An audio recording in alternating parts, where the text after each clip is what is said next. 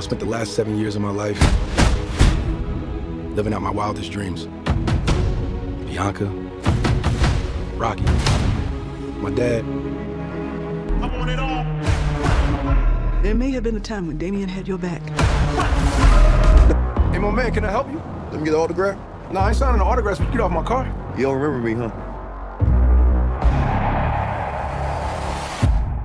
Damien. Damien's fighting the world and he's trying to hurt people.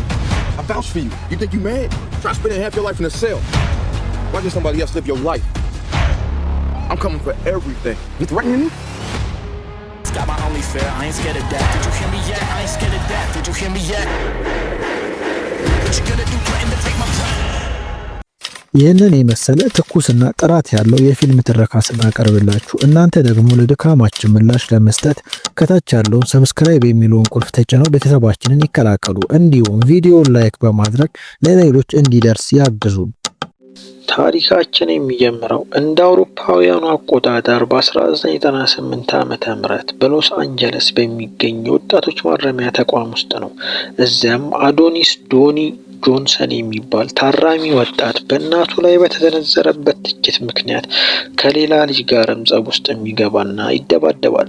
ጠባቂዎችም ደርሰው ካገላገሉት በኋላ ክፍል ውስጥ ሲገባ ሜሪያን ክሪድ የምትባል ሴትም ትጎበኘዋለች።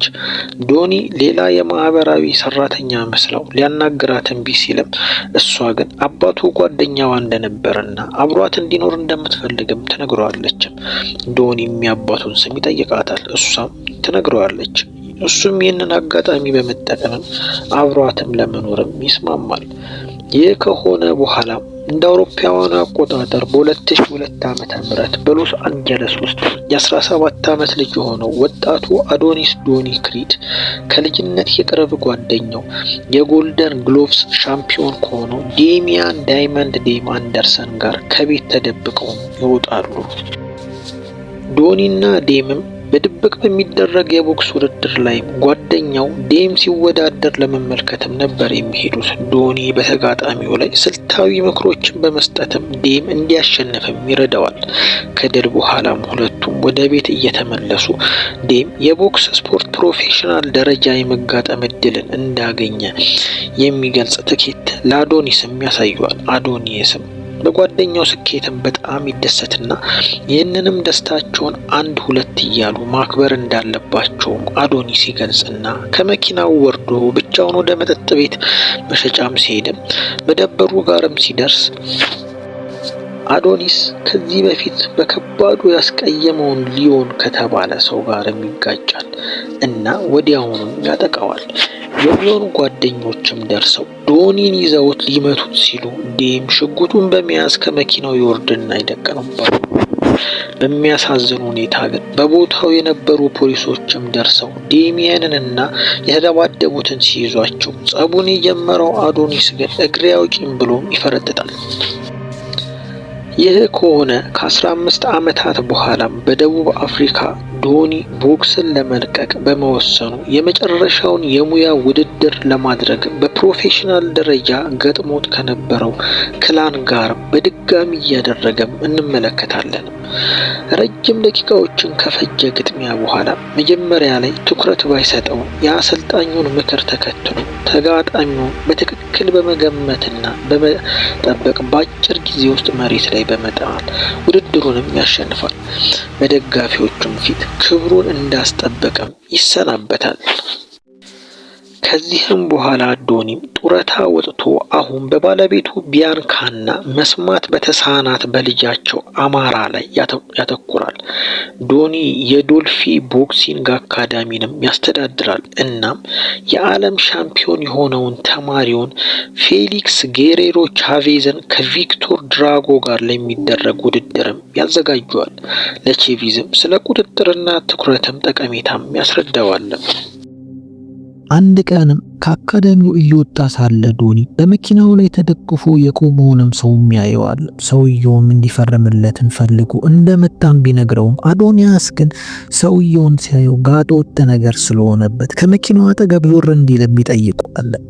አዶኒያስም ሰውየውን ትክ ብሎ ሲያየው ግን ከእስር የተለቀቀው የልጅነት ጓደኛው ዴም እንደሆነ ወዲያውኑ ይገነዘባል።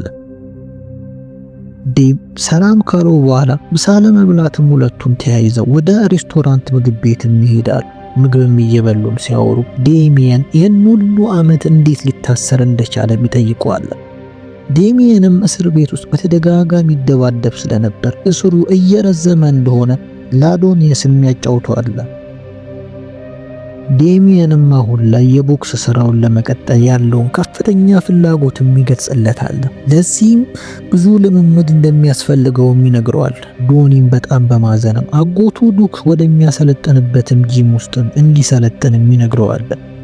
ምሽት ላይም ዶን አሳዳጊ እናቱን ሜሪንም ይጎበኛታል። እሷም ጤንነቷ እየተባባሰ በመሄድ ላይም ነበረች። ዶኒና ቢያንካ ወደ ቤታቸው ሊወስዷት ቢፈልጉም እምቢም ትላቸዋለች።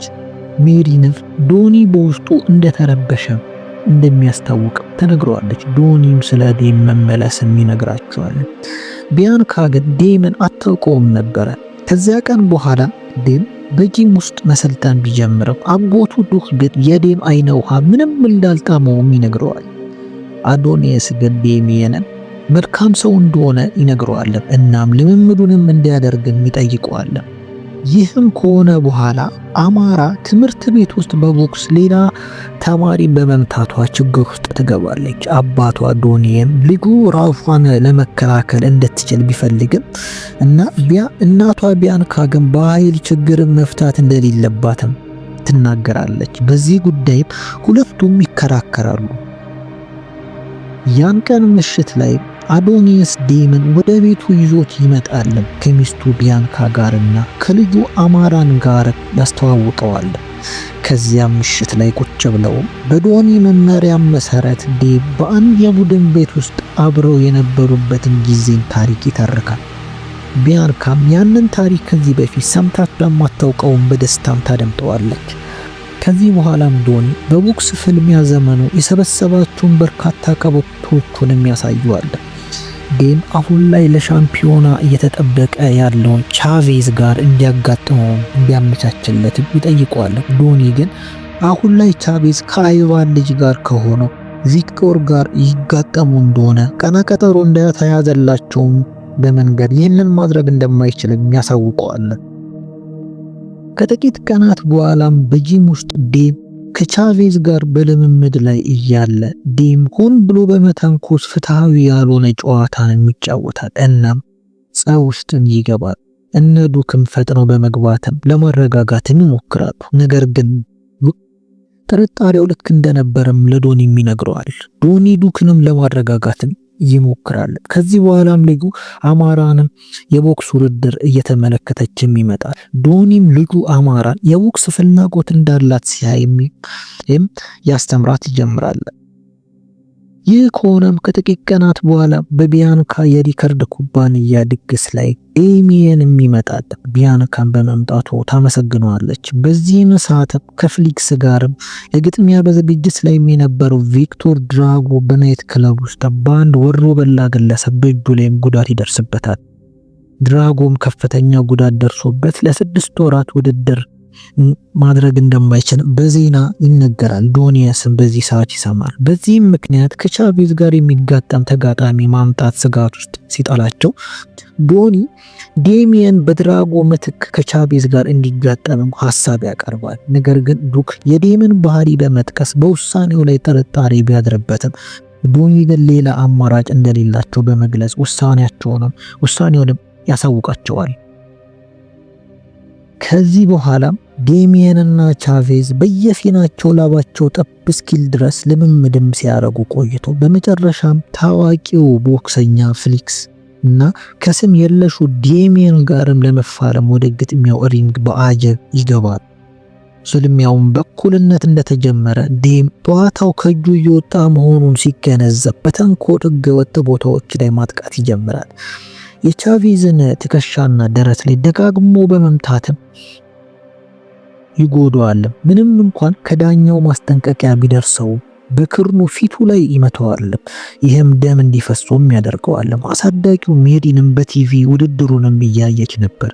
በዚህ ፍትሃዊ ባልሆነ ጥቃት ምክንያትም ቻቬዝን መሬት ላይ ይዘረጋውና ዴሚየንም የከባድ ክብደት ሻምፒዮንም ይሆናል። ዶኒ በራሱ ውሳኔም ተበሳጭቶ ወዲያውኑ ውድድሩን ለቆም ይሄዳል። እናም ከአጎቱ ዱክ ጋርም ይነጋገራል። ዱክም አስቀድሞ መንገዱንም እንደነበረ ይገልጽለታል። ምሽት ላይም ዶኒ መኪና ውስጥ ተቀምጦ ሳለ ከእናቱ ሜሪ ስልክ ይደወልለታል። ዶኒም በፍጥነት ወደ እሷም ይሄዳል። ሲገናኙም በእስር ላይ ሳለ ለዶኒ የጻፋቸውንም ደብዳቤዎችንም ታሳየዋለች።